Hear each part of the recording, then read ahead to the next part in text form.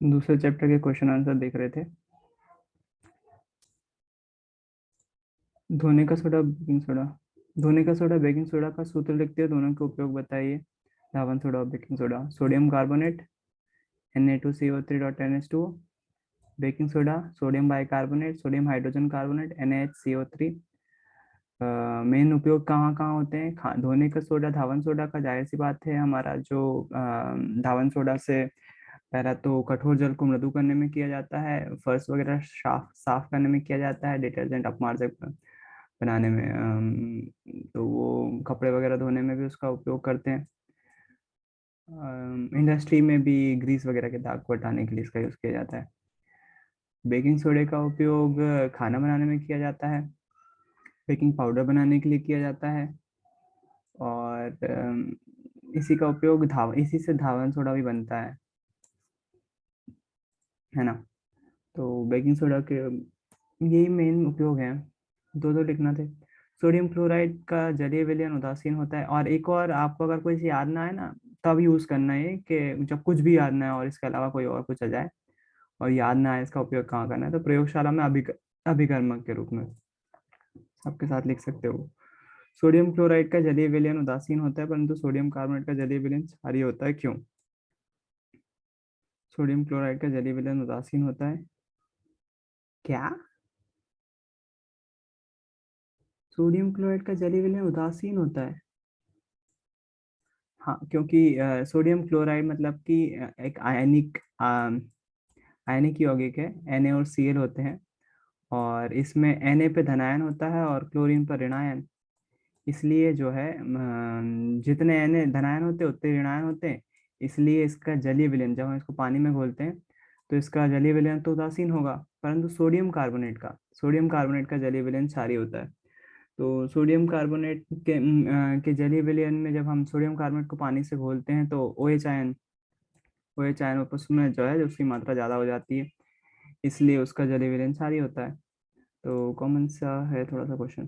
प्राकृतिक और संश्लेषित सूचक क्या होते हैं? दोनों के दो दो उदाहरण बताइए। प्राकृतिक सूचक हैं वो प्रकृति से मिलते हैं हमको, और अम्ल और क्षार के सूचक होते हैं, जैसे लाल पत्ता गोभी का रस और हल्दी। और जो संश्लेषित सूचक हैं उसमें आते हैं लिटमस विलयन और फिनैप्थलीन। ये लैब में तैयार किए जाते हैं। तो ये दोनों ही उदाहरण हैं। क्या होते हैं जो प्रकृति देती है वो प्राकृतिक, संश्लेषण मतलब जो मानव निर्मित है, और उदाहरण मैंने आपको बताया। उदासीनीकरण की अभिक्रिया किसको बोलते हैं? अम्ल और क्षारक आपस में मिलते हैं, लवण और पानी बनाते हैं। पीएच परिवर्तन के कारण दंत क्षय किस प्रकार का होता है? तो दांतों की बाहरी परत जो है वो इनेमल जो कहलाती है, वो क्षारकों की बनी बनी हुई होती है, फ्लोराइड कंटेंट की बनी हुई होती है। और जब हम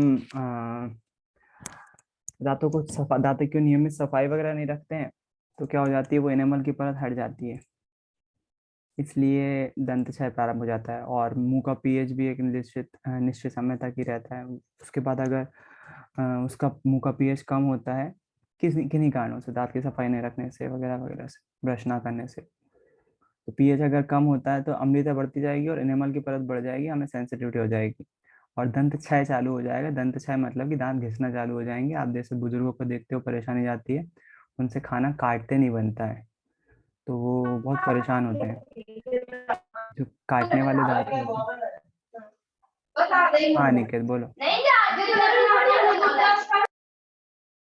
इसलिए मैं म्यूट करके रखता हूँ, आपको अब समझ में आ रहा होगा। और किसी को कुछ पूछना हो तो हाथ ऊंचा करना। हाँ, इसी के कारण से दंत क्षय होता है। दंत क्षय होने के परेशानी क्या है दंत क्षय होने में? दंत क्षय होने में परेशानी, आपके जो स्टार्टिंग के सामने के दांत होते हैं ना, वो दांत काटने के काम आते हैं, नुकीले होते हैं। तो नुकीले होते हैं तो आप जो मेन आप खाना खाने की प्रोसेस पे ध्यान दोगे, तो जब आप जो काटने का काम करते हो, मूली ककड़ी गन्ना, वो सब काटने का काम सामने के दांतों से हो रहा होता है। चबाने का काम आपकी दाढ़ कर रही होती है। तो अगर पीएच मान ज्यादा हो जाएगा, अम्लीय हो जाएंगे, तो ये हमारे दांत नुकीलेपन खत्म हो जाएगा और हम खाना काट नहीं पाएंगे, जिससे परेशानी हो जाती है। बुजुर्गों को आमतौर पर ये परेशानी रहती है। तो वो बोलते हैं दांत चीकने हो गए, मतलब कट नहीं रहा है उनसे दांत। निम्नलिखित के एक एक उपयोग लिखिए। विरंजक चूर्ण, बेकिंग सोडा, धावन सोडा, सोडियम हाइड्रोक्साइड। मैंने लिखवाए हैं क्लास में बाकायदा सभी के उपयोग। अगर फिर भी डाउट हो तो क्लास में पूछ लेना। क्लोर क्षार अभिक्रिया क्या है, उदाहरण देकर स्पष्ट कीजिए। क्लोर क्षार अभिक्रिया एक्चुअली में NaOH का बनना है। जब हम NaOH का बनना देखते हैं, NaOH कैसे बनाया जाता है, तो NaOH में आप बड़ा सा डायग्राम देखोगे माइंड मैप में, आपके राइट हैंड साइड पे बुक के, एक जहाँ लवण परिवार शुरू होता है ना, तो गांधी जी की तस्वीर इस साइड दी हुई है, लेफ्ट हैंड साइड पे नीचे की साइड। लवण परिवार यहाँ से शुरू होता है, जहाँ गांधी जी की तस्वीर यहाँ पर दी हुई है, दांडी मार्च के बारे में लिखा हुआ है। और इस वाले पेज पे बड़ा सा डायग्राम बना हुआ है, एक बड़ा सा बीकर ऐसा लिया हुआ है, उसमें उन्होंने नमक का पानी भरा हुआ है, NaCl। और नमक का पानी NaCl प्लस H2O, उसका क्या करवा रहे हैं, विद्युत अपघटन करवा रहे हैं। विद्युत अपघटन करवा रहे हैं तो एनोड और कैथोड पर बारी बारी से अलग अलग जगह पर, एक जगह पर क्लोरीन गैस मुक्त होती है और एक जगह पर हाइड्रोजन गैस मुक्त होती है। और NaOH हमको जो है, NaOH जो है वो हमें दूसरी साइड उसमें उसमें प्राप्त हो जाता है। उसी डायग्राम में उसके उपयोग भी लिखे हुए हैं कि क्लोरीन गैस का उपयोग कहाँ करते हैं, हाइड्रोजन गैस का उपयोग कहाँ करते हैं, और NaOH का उपयोग कहाँ करते हैं। तो वो क्लोर क्षार अभिक्रिया भी यही है, NaCl plus H2O changes to, इसी को मैं रिएक्शन के रूप में लिख देता हूँ। नमक का पानी ले रहे हैं अपन, तो नमक लिया हुआ है NaCl प्लस H2O लिया हुआ है, और जब हम इसका विद्युत अपघटन करवा रहे हैं, मतलब विद्युत धारा प्रवाहित कर रहे हैं इसमें, तो वो क्या बना रहा है, वो बना रहा है NaOH, जो कि नीचे मिल जाता है हमको। और साथ ही साथ क्या बना रहा है, साथ ही साथ बना रहा है क्लोरीन गैस और हाइड्रोजन गैस, क्लोरीन गैस और हाइड्रोजन गैस। तो ये क्लोर क्षार अभिक्रिया का ही उदाहरण है। क्लोर क्षार क्यों बोल रहे हैं इसको, मेरे ख्याल से शायद क्लोरीन और क्षारक दोनों साथ में नहीं कर रहे हैं, इसलिए इसको क्लोर क्षार अभिक्रिया बोल रहे हैं। और NaOH का बनना एक सिंपल सा लवण परिवार का इम्पोर्टेंट टॉपिक है, आपको पता होना चाहिए। ब्लूप्रिंट के हिसाब से एक बार नया वाला ब्लूप्रिंट देख लें, ताकि अपन का एक डाउट क्लियर हो जाए कि वो नए वाले ब्लूप्रिंट में कितना क्या नंबर का आना है।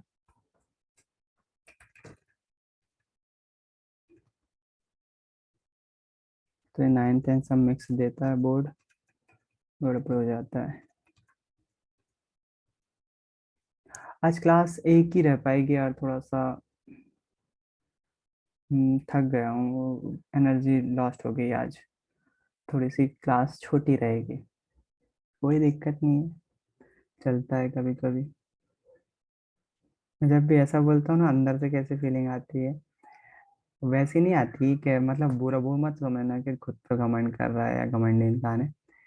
लेकिन जब भी मैं मालूम खुद को तसल्ली कैसे देता हूँ इससे, जब भी ऐसे ऐसा दिन जाता है, लो हो जाता है, एनर्जी लॉस्ट हो जाती है, तो खुद को तसल्ली देता हूँ, यार सचिन हर मैच में थोड़ी ना 100 मारता था।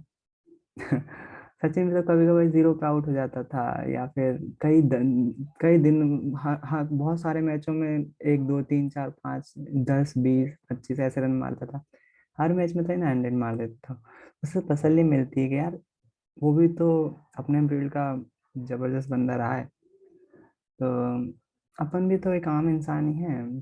तो हो सकता है ना भाई, कभी 100 मार रहे हो अपन, कि मस्त एनर्जी के साथ पढ़ा रहे हो, कभी एनर्जी नहीं हो तो भाई उस दिन 10 20 रन बना के आउट हो जाओ। तो हमारा जो चैप्टर है वो है अम्ल क्षारक और लवण। और इसमें जो है वो, अच्छा ये वाला पढ़ लिया, धातु धातु 2 नंबर का क्वेश्चन आना है, माय गुडनेस। पहले कितने का आना था, 4 अंक के वस्तु है तो 2 अंक, अरे वाह, बढ़िया है फिर तो, सेम का सेम है। कैसी दिक्कत आ रही है क्रिश?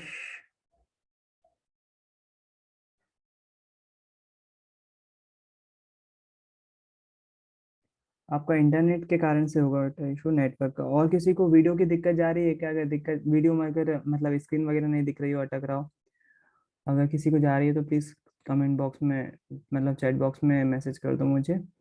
अगर एक आध बच्चे के साथ जा रही है तो फिर मेरा नेट का इशू नहीं है, वो फिर आपका नेट का इशू है। अ, अगर मेरा नेट का इशू होगा तो सभी का स्लो चलेगा, अटक अटक के चलेगा। और एक आध का नहीं चल रहा है तो फिर शायद आपका इशू है। निम्नलिखित में से कौन सा गुण प्राय धातु द्वारा प्रदर्शित नहीं किया जाता है? नहीं किया जाता है तो चमकहीनता, क्योंकि चमकीली होती है धातु, यहाँ चमकहीनता लिखा है। वायु में अधिक समय तक खुला छोड़ देने पर चांदी की वस्तुएं काली पड़ जाती हैं, क्योंकि वो क्या बना लेते हैं? Silver nitrate, silver oxide, silver sulphide और सिल्वर सल्फाइट। सिल्वर सल्फाइड बना लेता है वो, सिल्वर सल्फाइड। और सल्फाइड में और सल्फाइड में क्या अंतर है? एक्चुअली जो सिल्वर होता है वो वायुमंडल में उपस्थित सल्फर गैस से क्रिया कर लेता है, और कॉपर जो है वो कार्बन डाइऑक्साइड गैस से क्रिया करता है, तो सिल्फर सल्फाइड बनाता है। सल्फाइड और सल्फाइड में SO3 और SO4 का अंतर है, फॉर्मूला थोड़ा सा अलग है, तो सिल्वर सल्फाइड बनाता है वो। निम्नलिखित में से कौन सी अधातु में चमक होती है? अधातु में चमक होती है, तो आंसर है आयोडीन। आयोडीन में चमक होती है ना? शायद पढ़ा भी अपन ने। निम्नलिखित में कौन सा धातु उभयधर्मी ऑक्साइड बनाती है? तो उभयधर्मी ऑक्साइड के दो ही उदाहरण दिए हुए हैं बुक में, एल्यूमिनियम और जिंक। उभयधर्मी ऑक्साइड मतलब नॉर्मली धातुएं जो है वो, मैं कल भी बताया था, धातुएं जो है वो क्षारकीय ऑक्साइड बनाती हैं, क्षारकीय ऑक्साइड बनाती हैं धातुएं। लेकिन कुछ धातुएं क्षारीय और अम्लीय दोनों ऑक्साइड बनाती हैं, इसके कारण से उन्हें उभयधर्मी ऑक्साइड बोलते हैं। और उदाहरण है एल्यूमिनियम ऑक्साइड और जिंक ऑक्साइड, दोनों ही जो है वो उभयधर्मी ऑक्साइड है। निम्नलिखित में से कौन सी मिश्र धातु में पारद अवयव होता है? तो निम्नलिखित में से कौन सी मिश्र धातु में पारद अवयव होता है? पारद अवयव होता है तो अमलगम। अमलगम क्या होता है? एक्चुअली अमलगम जो है पारा और धातु का मिक्सचर होता है, पारा और धातु का। जब यदि हम पारे की क्रिया किसी धातु से करवाते हैं, पारे की क्रिया किसी धातु से करवाते हैं तो हमें अमलगम प्राप्त होता है, अमलगम, है ना?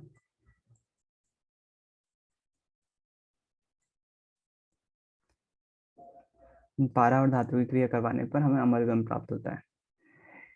एक इंटरेस्टिंग वीडियो देखो इसका, शॉर्ट है, शॉर्ट थोड़े से होते हैं।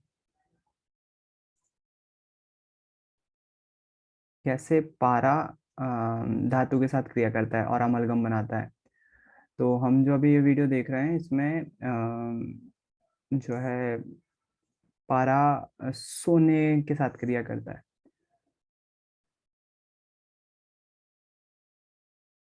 सोना मतलब गोल्ड।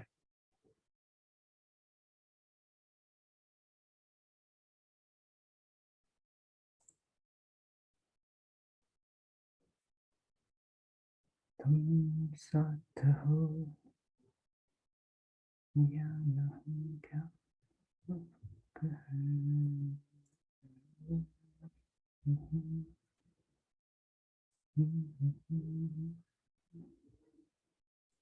क्लास बेटा एग्जाम में नहीं लगेगी, कल भी लगेगी ऑनलाइन क्लास। कल लगी थी, हाँ लगी थी कल, और कल भी लगेगी।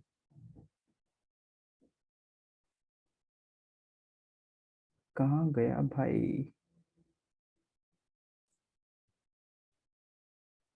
अ, अगर आप कल नहीं आ पाए थे तो कोई दिक्कत नहीं है, यूट्यूब पे क्लास डली हुई है, आप देख सकते हो, कोई इशू नहीं है उसमें। अरे यार मुझे मिल नहीं रहा वो,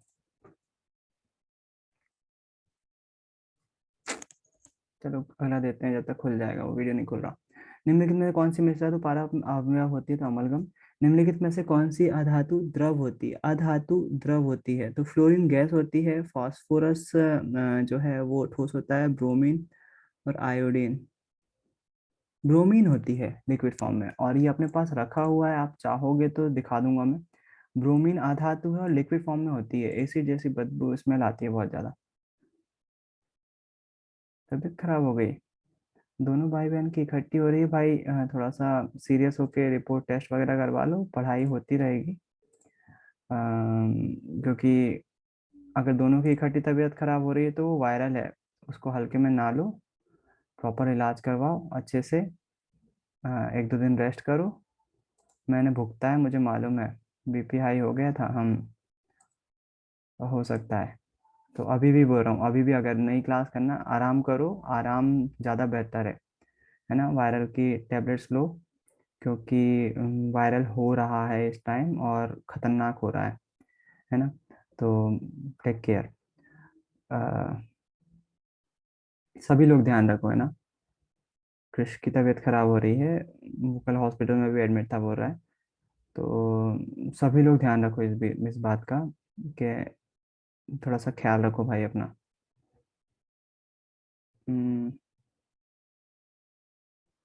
मर्क्यूरी।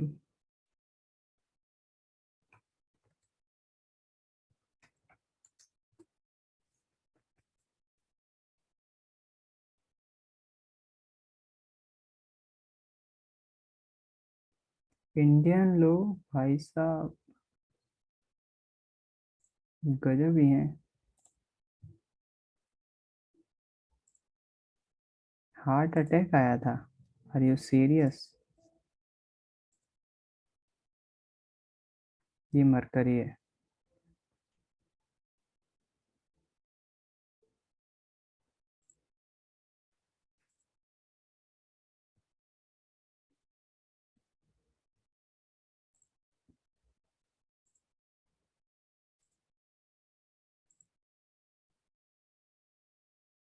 हाँ, पल्स रेट हाई हो सकता है भाई, वायरल फीवर में कॉमन सी बात है, हो सकता है ऐसा। रिलैक्स, थोड़ा सा आराम कर अभी भी।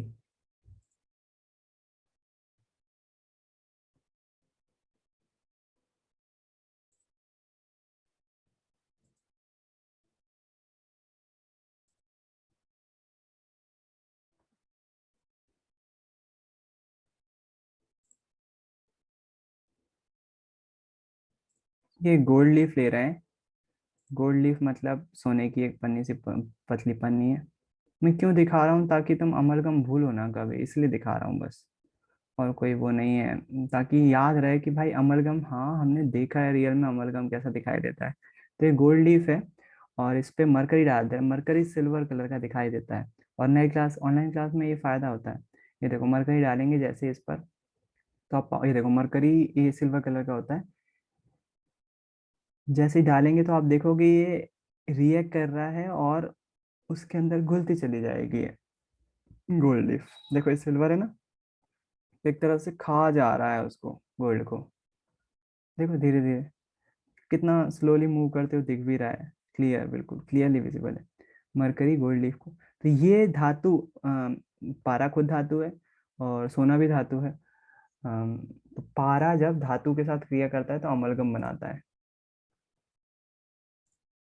ना। थोड़ा सा फास्ट फॉरवर्ड किया है इन्होंने, तो मेरे ख्याल से अब समझ में आ गया होगा, थोड़ा थोड़ा धीरे धीरे करके वो सब खा जाएगा उसमें।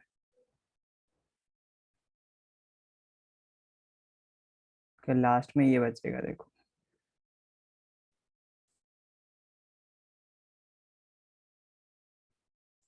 और भी कर रहे हैं उसको, बिल्कुल छोड़ेंगे नहीं आखिरी तक, देखो पूरा खप गया वो। 1-2 गोल्ड लीफ और डाल दी उन्होंने, आखिरी में कुछ ऐसा दिख रहा है वो, पूरी गोल्ड लीफ खा गया। ये बनाता है अमलगम। अमलगम दिखाने के लिए केवल मुझे ये वीडियो दिखाना था। क्रिश, आराम करो बेटा। मैं समझ रहा हूँ बीपी हाई था, प्रॉब्लम हुई थी, अब आराम करो, मोबाइल ना चलाओ, पढ़ाई हो जाएगी, पहले सेहत है। जान अच्छी है तो फिर सब कुछ अच्छा है ना। सेहत सही होना चाहिए, जान पर जीतो लाखों पाए, सुना है ना। ख्याल रखो। आपका भी, बहन का भी, उसकी भी तबीयत खराब थी, कहीं हो सकता है वायरल फीवर हो, तो दोनों ख्याल रखो एक दूसरे का। और उसको उसमें मत लेना, हल्के में मत लेना, प्रॉपर इलाज लो, ट्रीटमेंट करो, आराम करो, ठीक हो जाओगे, उसमें कोई परेशानी नहीं, ठीक हो जाओगे। लेकिन आराम करो और ध्यान रखो बस थोड़ा सा। जब अम्ल धातु के साथ क्रिया करता है तो कौन सी गैस उत्सर्जित होती है? अम्ल धातु के साथ क्रिया करता है तो हाइड्रोजन गैस सबसे पहले ही प्रैक्टिकल है, आपको पता है। एक शब्द में उत्तर देना है। किस धातु को छोड़कर अन्य सभी धातु कमरे के तापमान पर ठोस अवस्था में पाई जाती है? तो पारा केवल एक ऐसी एकमात्र धातु है जो कमरे के तापमान पर द्रव अवस्था में पाई जाती है। ओके, कोई दिक्कत नहीं बेटा, आराम करो, लीव कर दो आप, बाद में देख लेना, हो जाएगा, कोई दिक्कत नहीं, कवर। तो धातुओं के नाम लिखिए जो ठंडे जल के साथ तेजी से अभिक्रिया करती हैं। तो मैंने जब धातु धातु पढ़ाया होगा तो आपको बहुत अच्छे से बताया है कि एक पेज पर पूरी की पूरी धातु की जल के साथ अभिक्रिया थी। और मेरे को बहुत अच्छे से याद है, मैंने आप सभी को होमवर्क दिया था एक करने के लिए कि उस पेज को पढ़कर आप पता करके आओ कौन सी धातुएं ठंडे जल के साथ अभिक्रिया करती हैं, कौन सी गर्म जल के साथ अभिक्रिया करती हैं, और कौन सी भाप के साथ अभिक्रिया करती हैं। और मुझे उम्मीद है कि बहुत सारे बच्चों को याद भी आ गया होगा ये, तो आपको आंसर पता है इसका। एक्वा में शांत हाइड्रोक्लोरिक अम्ल तथा शांत नाइट्रिक अम्ल मिश्रण तो इस अनुपात में है। अगर अभी भी नहीं करा था वो होमवर्क, तो अभी भी कर लो, बहुत काम की रिएक्शन है वो। एक्वा में शांत हाइड्रोक्लोरिक अम्ल और शांत नाइट्रिक अम्ल का अनुपात किस अनुपात में होता है? तो ये 1:3 का रेशो होता है। 1:3, थोड़ा सा कंफ्यूजन है 1:2 और 3 में। एक्वारेजिया भूल जाता हूँ, मेरे को याद नहीं रहता ज्यादा। एक्वा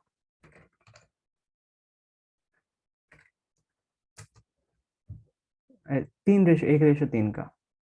तो इसमें एक पार्ट जो है वो हाइड्रोक्लोरिक अम्ल रहता है और 3 पार्ट नाइट्रिक अम्ल रहता है, सांद्र नाइट्रिक अम्ल। तो 1:3 का रेशो रहता है दोनों।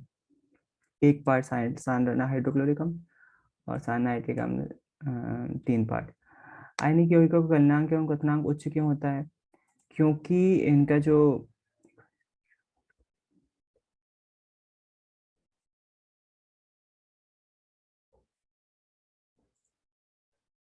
इन्होंने उल्टा कर दिया है भाई। मैंने अभी आपको जो बोला वो नाइट्रिक अम्ल उसका है, इसका 3 पार्ट रहता है और इसका 1 पार्ट रहता है। तो 1:3 नहीं, 3:1, दोनों में फर्क हो जाएगा यार। 3:1 होता है, 3 पार्ट हाइड्रोक्लोरिक अम्ल और 1 पार्ट नाइट्रिक अम्ल, याद रखना। आयनिक यौगिकों का गलनांक क्वथनांक उच्च क्यों होता है? क्योंकि आयनिक यौगिक मजबूत आकर्षण बंध से बंधे हुए रहते हैं। आयनिक यौगिक कौन कौन से हैं? जब धातु और अधातु को आपस में मिलाते हैं, जैसे Na और Cl। Na धातु है, ये प्लस धनायन बनाती है, क्लोरीन ऋणायन बनाती है। आपने शायद याद भी होगा, अपन ने बनाना सीखे थे आयनिक यौगिक, MgCl2, MgO, NaCl, ये बनाना सीखे थे अपन ने। कैसे इसके पास 2 इलेक्ट्रॉन होते हैं, ये 2 इलेक्ट्रॉन 2 परमाणु को दे देता है और एक मजबूत आयनिक यौगिक बनाता है। बंध निर्माण भी दिखाया है, क्वेश्चन आता है MgCl2 को बंध निर्माण दिखाइए, आगे आएगा शायद। तो इसमें मजबूत आयनिक बॉन्ड पाया जाता है और उन बॉन्ड को तोड़ने के लिए बहुत ज्यादा एनर्जी की आवश्यकता होती है। उस एनर्जी की आवश्यकता के कारण से इन यौगिकों के गलनांक और क्वथनांक कैसे हो जाते हैं? उच्च हो जाते हैं। क्योंकि उस बॉन्ड को तोड़ना है, बॉन्ड को तोड़ना है तो बहुत एनर्जी चाहिए, है ना। अमरगम किसे कहते हैं? जस्ट आपको अभी बताया। यशर लेपन क्या किसे कहते हैं? यशर लेपन कहलाता है एक धातु के ऊपर दूसरे धातु की परत चढ़ाना। जैसे मान लीजिए मेरे पास लोहे का कोई पात्र है, कोई भी ऐसी चीज है जो बहुत मेरे पूर्वजों की दी हुई है, और मैं चाहता हूँ कि वो खराब ना हो।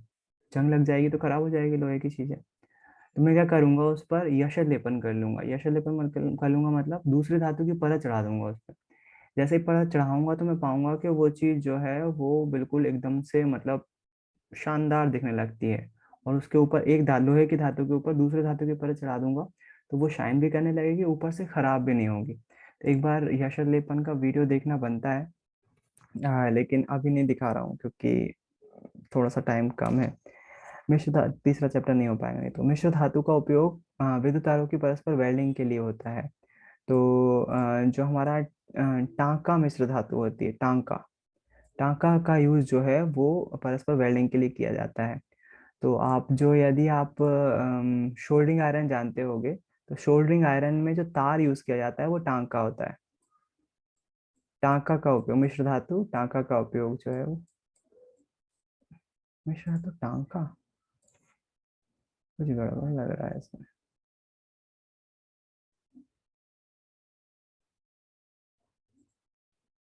शोल्डरिंग आयरन काय का बना होता है? टांका तो यार उसमें नॉर्मल बोलते हैं, soldering Soldering wire is made up of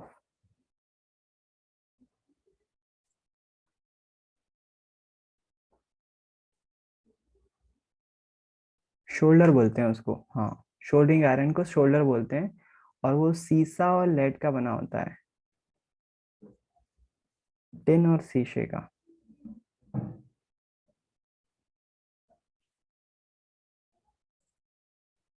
tin और लेड यानी कि टिन और शीशे का।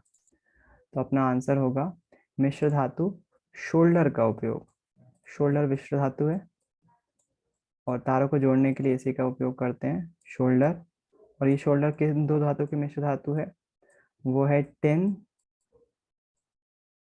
टिन और साथ ही साथ सीसा। ये बुक में कहीं नहीं मिलेंगे क्वेश्चन, एक्स्ट्रा क्वेश्चन है, जी के बढ़ाते हैं इसलिए बताते हैं। लंबे समय तक आर्द्र वायु में रहने पर लोहे का रंग भूरे की परत जल जाती है, जिसे संक्षारण कहते हैं। कॉपर वायु में उपस्थित कार्बन डाइऑक्साइड के साथ अभिक्रिया करता है। यह हरा पदार्थ जो है वो कॉपर कार्बोनेट होता है। कॉपर कार्बोनेट, कॉपर कार्बोनेट होता है, जो हरे रंग की परत होती है ना, वो कॉपर कार्बोनेट बनाता है।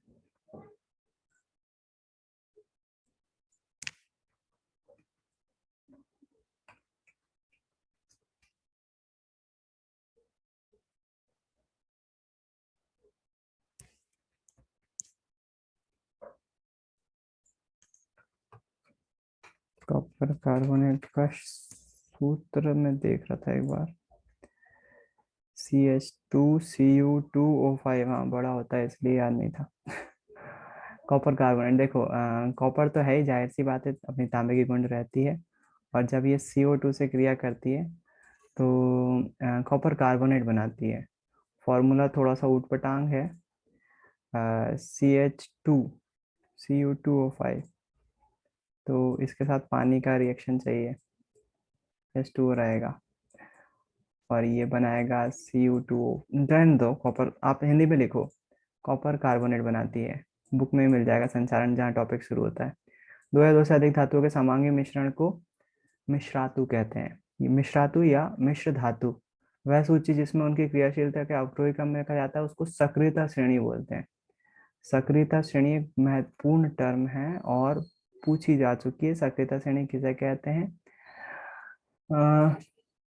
उदाहरण से बताइए, सही जोड़ी बनाइए। सभी धातुएं विद्युत की चालक होती हैं। एनोडीकरण एल्यूमिनियम का किया जाता है या धातु के ऑक्साइड का निर्माण किया जाता है। सोडियम मिट्टी के तेल में रखा जाता है। कार्बन अधातु है, अपरूपता दिखाता है। धातु एल्यूमिनियम है, तो ये धातु एल्यूमिनियम है। बढ़िया है। अति लघु उत्तरीय प्रश्न, धातु धातु में रासायनिक गुणधर्म के अंतर लिखना है। चैप्टर का क्वेश्चन है, आपसे बन जाएगा। संक्षारण किसे कहते हैं? लोहे को जंग से बचाने के उपाय बताओ। संक्षारण किसे कहते हैं आपको पता है, बच्चों वाला क्वेश्चन है, आप बच्चे ही हो। संक्षारण किसे कहते हैं? धातु के द्वारा वायु और नमी की उपस्थिति में अवांछनीय परत का जमा होना, जैसे धातु का धीरे धीरे नष्ट हो जाना, संक्षारण कहलाता है। जंग से बचाना है तो पेंट कर दो और या तो यशर लेपन कर दो।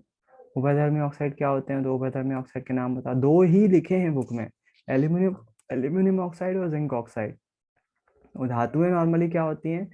अम्लीय क्षारकीय ऑक्साइड बनाती हैं, लेकिन कुछ धातुएं जो है वो अम्लीय और क्षार के दोनों तरह के ऑक्साइड बनाती है, उसे हम उभयधर्मी ऑक्साइड बोलते हैं। दो उभयधर्मी ऑक्साइड के नाम है एल्यूमिनियम ऑक्साइड और जिंक ऑक्साइड। गर्म जल का टैंक बनाने में तांबे का उपयोग होता है, परंतु इस बात का नहीं, इस्पात का नहीं, इस बात नहीं, इस्पात का नहीं, स्टील का नहीं यूज करते। बुक का क्वेश्चन है। तो इस्पात का इसलिए नहीं करते हैं क्योंकि इस्पात जो है वो गर्म जल के साथ रिएक्ट कर लेता है, क्रिया कर लेता है। लोहा, लोहा गर्म जल के साथ अभिक्रिया कर लेता है, इसलिए हम उसका यूज नहीं करते हैं। हम कॉपर का यूज करते हैं, तांबे का यूज करते हैं। तांबा जो है वो गर्म जल के साथ अभिक्रिया नहीं करता। भौतिक गुणधर्मों के आधार पर धातु और धातु में अंतर लिखिए। अगर सामान्य क्वेश्चन होंगे तो इन दोनों में से कोई क्वेश्चन आपको फाइनल में मिलेगा। रासायनिक गुणधर्मों में अंतर, भौतिक गुणधर्मों में अंतर, बहुत कॉमन क्वेश्चन है, पता नहीं कितनी बार रिपीट हुए हैं, कितने सालों तक। भौतिक गुणधर्मों में अंतर, रासायनिक गुणधर्मों में अंतर, और ये तो बहुत ही ज्यादा फेमस क्वेश्चन है। एनोडीकरण किस प्रकार एल्यूमिनियम को संचारण से बताता है? एल्यूमिनियम के ऊपर एल्यूमिनियम ऑक्साइड की परत चढ़ा देता है एनोडीकरण। जिससे एल्यूमिनियम धातु हमारी बच जाती है। उभयधर्मी ऑक्साइड किसे कहते हैं, फिर से आ गया। एक्वारेजिया किसे कहते हैं, आपको पता है, बता दिया। सक्रियता श्रेणी किसे कहते हैं, अभी जस्ट पता है। शीलता धातु को तनु हाइड्रोक्लोरिक अम्ल में जाता है, कौन सी गैस निकलती है, तो हाइड्रोजन गैस निकलती है। आयरन के साथ तनु और सल्फ्यूरिक अम्ल की रासायनिक अभिक्रिया लिखिए, तो Fe+H2SO4 चेंजेस टू FeSO4+H2, है ना। अगर नहीं समझ में आई है तो देख लो। Fe आयरन के साथ तनु सल्फ्यूरिक अम्ल, Fe सल्फ्यूरिक अम्ल का फॉर्मूला आता है H2SO4। जब धातु अम्ल के साथ अभिक्रिया करती है तो हाइड्रोजन गैस निकलती है और आयरन सल्फेट बनता है, तो FeSO4 बनेगा। FeSO4 आयरन सल्फेट बोलेंगे इसको, और साथ में बनेगी हाइड्रोजन गैस। रिएक्शन बैलेंस है कि नहीं वो आप देख लेना, बैलेंस कर लेना, बैलेंस करना आती है आपको। कार्बन उसके यौगिक 4 चैप्टर, ब्लूप्रिंट के हिसाब से 4 नंबर का आएगा और वस्तुनिष्ठ नहीं आएगा, नहीं इस बार है वस्तुनिष्ठ। वस्तुनिष्ठ सभी चैप्टर से है। कार्बन उसके यौगिक, अरे नहीं है इस बार भी, 4 नंबर और 2 नंबर का क्वेश्चन आएगा कार्बनिक यौगिक से, ऑब्जेक्टिव नहीं है। तो पिछली बार 4 नंबर का ही आया था केवल, इस बार 2 नंबर का भी है। उन्होंने केवल 7 क्वेश्चन दिए हैं, और उसमें भी देखो कोई सा भी आपको वो नहीं मिलेगा जो या तो यौगिक बना के, बस इतने तो 4 नंबर के हिसाब से अच्छे थे क्वेश्चन। 2 नंबर में अब थोड़ा सा आपको मेहनत करना पड़ेगी, उसमें आपको बंध निर्माण आना चाहिए, है ना। और मैं फिर से बोल रहा हूँ, 4 नंबर में आपको साबुन अपमार्जक दिखेगा। ये क्वेश्चन संतृप्त, सॉरी संतृप्त असंतृप्त नहीं, अपमार्जक, साबुन अपमार्जक से है। जब साबुन को जल में डाला जाता है, कठोर जल, ये तीनों क्वेश्चन जो है वो साबुन अपमार्जक से हैं। सहसंयोजी किसे कहते हैं, दो सहसंयोजी के 2 गुण लिखिए, आपको पता है ये। अपर रूपता किसे कहते हैं, कार्बन के 2 अपर रूप के नाम और उपयोग लिखिए। क्लास में डिस्कस किया इस चीज को मैंने, कि ये एक एक्स्ट्रा क्वेश्चन हो सकता है। कार्बन के अपर रूप, कार्बन जो है वो संरचनात्मक रूप से अलग तरह से भी पाया जाता है, जिसे कार्बन के अपर रूप बोलते हैं, जैसे हीरा, ग्रेफाइट और फुलेरिन, पंक मिस्टर फुलेरिन एग्जैक्टली बोलूँ तो। नाम और उपयोग भी लिखना है 2 के। तो हीरा जो है वो आपको मालूम है कहाँ उपयोग किया जाता है, और ग्रेफाइट जो है वो भी आपको पता है कहाँ यूज़ किया जाता है। कारण जो हमारे मोटर होते हैं उसमें, ब्रशों में भी, और हमारे पेंसिल के निब में भी ग्रेफाइट का इस्तेमाल किया जाता है। श्रृंखलन किसे कहते हैं, कार्बन श्रृंखलन। दोनों गुण बहुत अच्छे से पढ़ाए हैं, चतुसंयोजकता और श्रृंखलन, दोनों पॉइंट रटे हुए होना चाहिए, नहीं रटे हैं तो रट लो। साबुन अपमार्जक के क्वेश्चन कर लोगे आप, मुझे मालूम है। संतृप्त और असंतृप्त कार्बन में क्या अंतर होता है, दोनों के एक एक उदाहरण लिखिए। संतृप्त में सिंगल बॉन्ड होता है, असंतृप्त में डुअल बॉन्ड होता है, उन दोनों का उदाहरण भी लिखना है। तो कोई भी सिंगल बॉन्ड वाला, जैसे एल्केन, एल्केन का कोई भी उदाहरण लिख दो, और एल्कीन और एल्काइन के कोई भी उदाहरण लिख लो। आप लोग को मैंने इससे इससे बहुत ज़्यादा स्टैंडर्ड पढ़ाया है 4 चैप्टर। मैं हमेशा ही क्या रहता है वो, थोड़ा सा ज़्यादा पढ़ाता हूँ, बच्चे बाद हालांकि बाद में कंप्लेन करते हैं कि इतना सारा पढ़ाया, पेपर में तो कुछ आया नहीं ये सब। लेकिन मैं नहीं छोड़ सकता ना भाई, इस साल नहीं आया, हो सकता अगले साल आ जाए, हो सकता आपके बैच में आ जाए, तैयारी तो हमें पूरी करना होती है। अध्याय 5 तत्वों का आवर्त वर्गीकरण, ये तो हट गया है। 4 चैप्टर ही था, बढ़िया है। आज साइंस पे रोकते हैं थोड़ी सी गाड़ी।